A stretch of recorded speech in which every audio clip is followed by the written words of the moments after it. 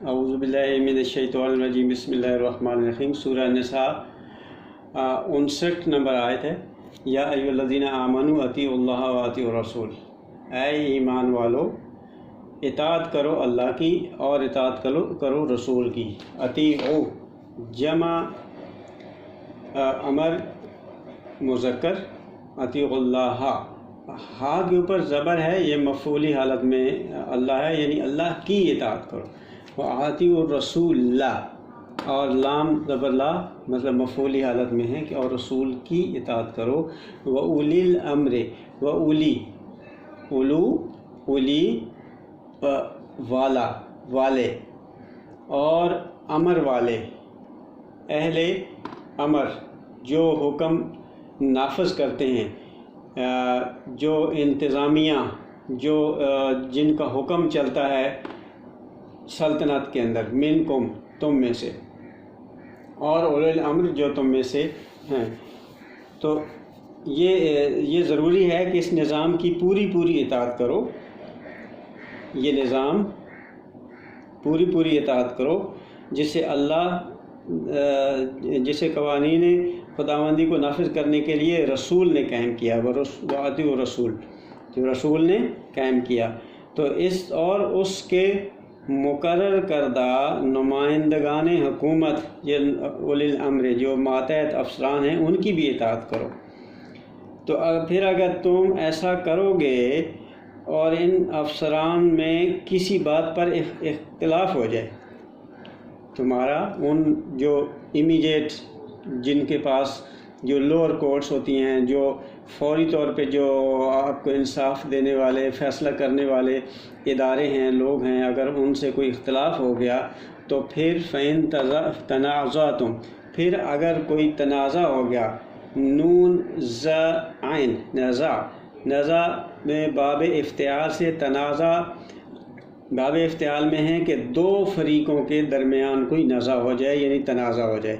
اس باب کے اندر یہ خصوصیت ہوتی ہے کہ دو افراد دو گروہ کے درمیان فی شیئن کسی چیز میں اگر کوئی کسی معاملے میں اگر کوئی تنازع ہو گیا تو پھر کیا کرو، فردوہ الی اللہ تو پھر اس کو لوٹاؤ۔ پھر دال رددن رد کرنا اسی سے ہے، رد کرو اس کو لوٹاؤ۔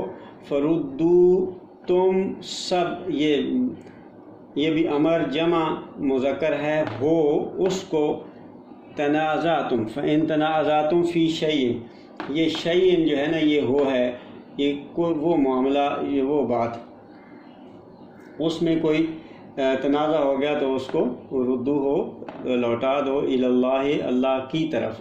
الا حرف جار ہے اس وجہ سے ہا کے نیچے زیر ہے، الی اللہ ہے اللہ کی طرف۔ اللہ کی سے کیا مراد ہے؟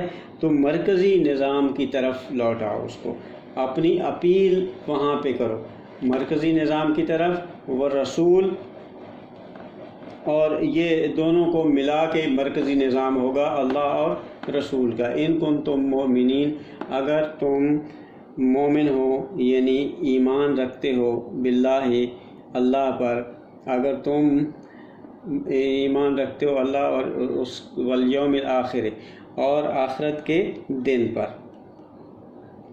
تو اس کا یہ جب تم اللہ اور رسول کی طرف لوٹاؤ گے، مرکزی اتھارٹی کی طرف اپنی اپیل لے جاؤ گے، تو وہاں سے جو فیصلہ صادر ہوگا وہ حتمی ہوگا، اور چونکہ وہ فیصلہ اللہ کے قانون کے مطابق ہوگا جس پر تم ایمان رکھتے ہو۔ ان کنتم مومنون اس لیے اس فیصلے کو بطیب خاطر قبول کرنا ہوگا۔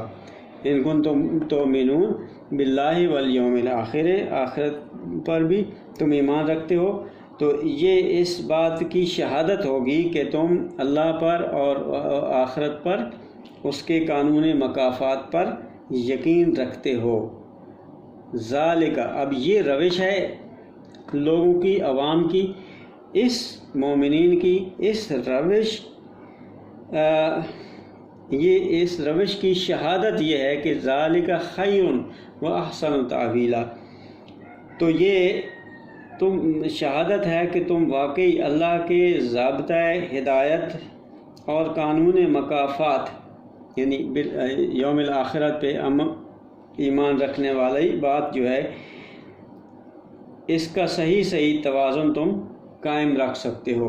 حسن ان سے ہے، حسن صحیح توازن قائم رکھنا، اور تعویل ہوتا ہے کسی بات